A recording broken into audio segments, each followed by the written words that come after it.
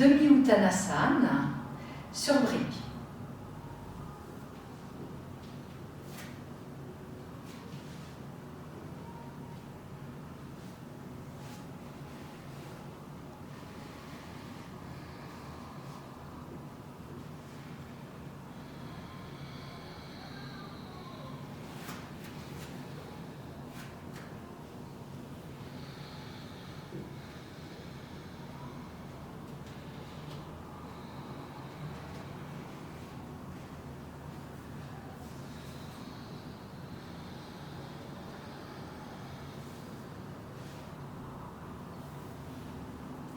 Écartez les pieds.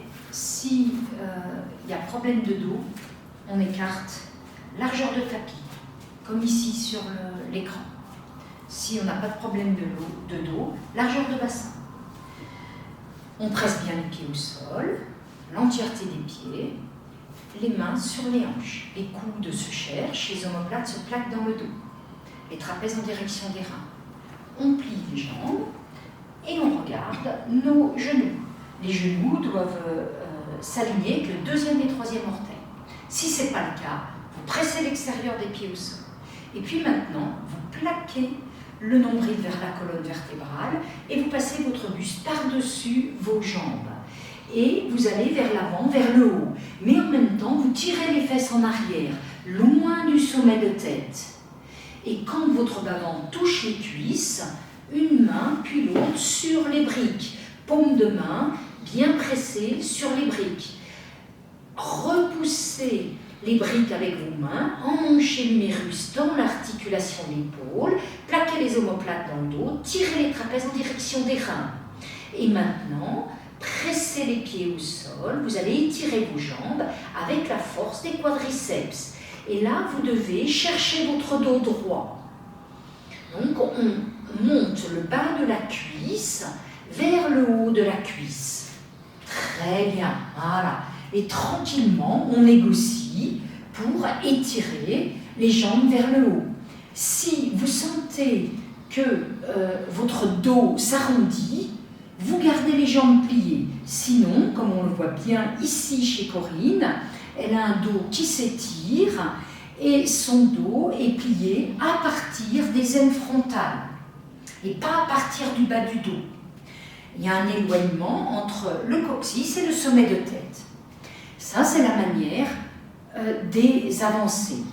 Et maintenant, Corinne va se redresser, elle va avancer un tout petit peu ses briques, elle va faire un dos droit, c'est-à-dire un angle droit. Donc, c'est-à-dire qu'ici, elle est vraiment dos droit et elle fait que monter ses jambes, toujours avec la force du quadriceps, mais elle se redresse, voilà, montre bien le dos droit, voilà, très haute, voilà, voilà. Et maintenant, tu baisses ta tête, voilà. Là, elle est en parfait dos droit. Ici, elle va ramener les deux ischions l'un vers l'autre. Voilà, ok.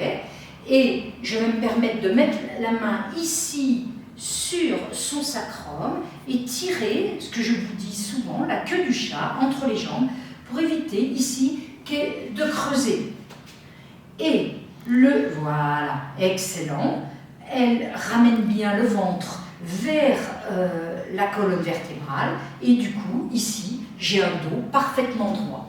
Et maintenant, à la méthode des avancées, maintenant, elle va négocier, elle va expirer, elle plie au niveau des aines. Tu peux garder tes jambes droites et tu peux aller un petit peu plus bas, comme tu avais fait précédemment. Baisser tes briques si tu veux, voilà. Et du coup, on a la même posture, elle a gardé l'étirement parfait du buste, mais en pliant au niveau des aines. Voilà, parfait, très bien. Je vais lui demander de tirer les omoplates en direction des reins, les trapèzes en direction des reins, et là, elle va rouler le haut des bras vers le haut. Voilà, très bien. Pour le retour, elle plie ses jambes, elle tire les fesses en arrière très très loin du sommet de tête, les mains sur les hanches ou éventuellement sur vos cuisses.